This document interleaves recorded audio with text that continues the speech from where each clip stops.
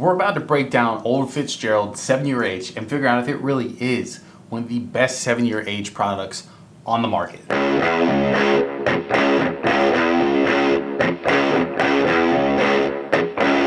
What's up, guys? Welcome back to Call Me Old Fashioned, where we talk everything bourbon, whiskey, and of course, old fashions. Today, we're going to be doing a review of the Old Fitzgerald Bottled and Bond 7-year age. Now, this one I was looking for forever, it felt like. Now, this is supposed to be a shelf product. It's supposed to be something you can walk into the store, grab it off the shelf, and it almost always be there, similar to the Heaven Hill Bottled and Bond. But the bourbon market being what it is, people run to the stores, buy it up, stock up on it, so it makes it harder for the everyday consumer to be able to pick this one up. It should be easier.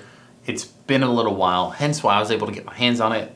You know, MSRP on this is right around 60 to 65 bucks, depending on which store you go to. Obviously, this is a Kentucky straight bourbon whiskey with their wheated mash bill for the Old Fitz lineup, 100 proof. Now, I've taken my time on this one, right? Because you can see I've taken a little dent out of this bottle, but I wanted to be sure before I gave the statements I'm probably about to give. I want to be sure about them. So let's go ahead and dive into it. Obviously, we're gonna break it down together.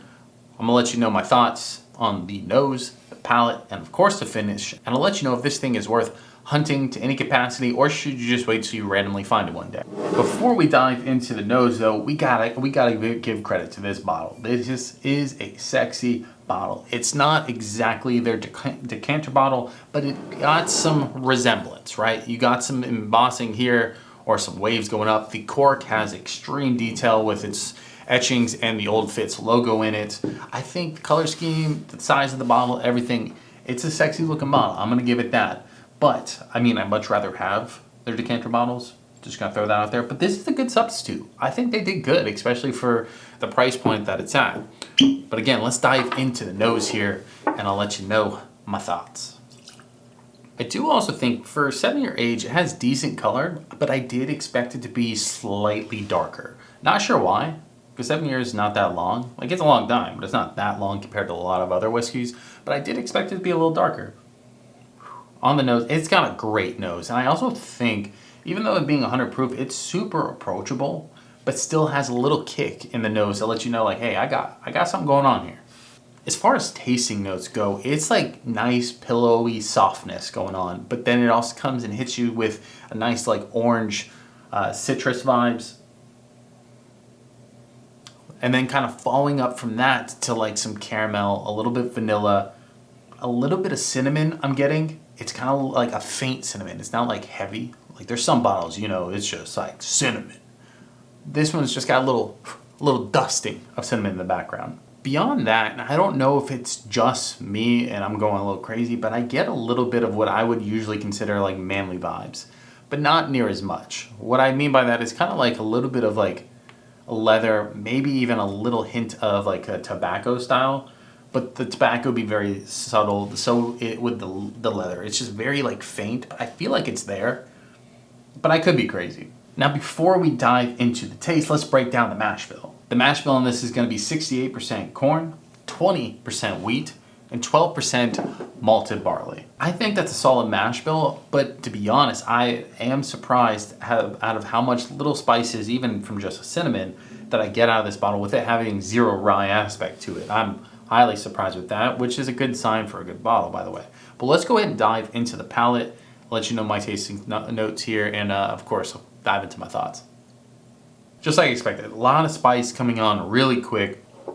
I'm talking about a little bit of like cracked pepper, definitely cinnamon and like a nutmeg vibe. I don't know if it's just this time. I didn't get that on the past couple sips, but almost like a graham cracker little thing right off the rip. And then it falls through with a little bit of like citrus from the orange, and even a little like red fruit, but not like candy red fruit, almost like a light plum. I'd even go as far as saying maybe there might be a little bit of honey in here. It is good though. It is a solid pour. For being a 7-year age and 100 proof, to me it drinks well above 100. I go as far as saying it's at like 105, 107 proof.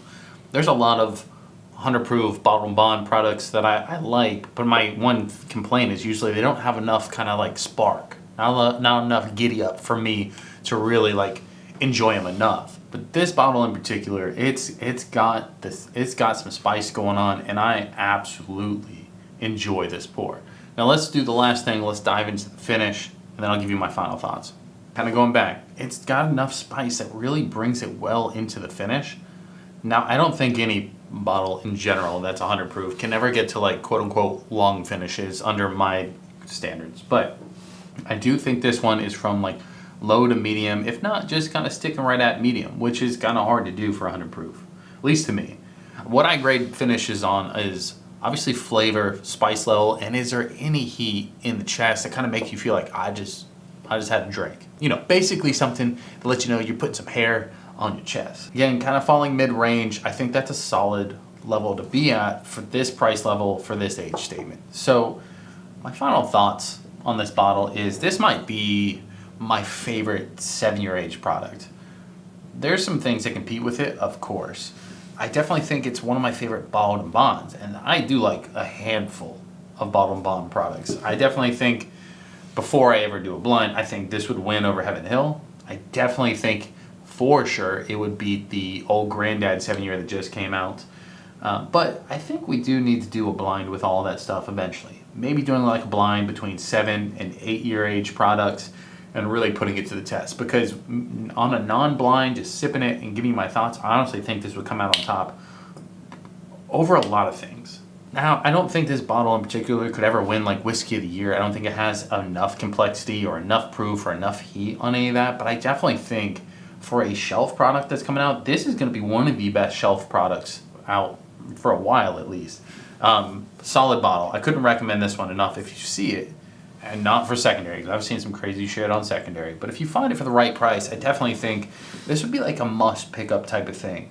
It's a sexy looking bottle, great flavors. If you're tiptoeing into like wheated, this is a good stepping stone as well before you get anything like crazy high proof.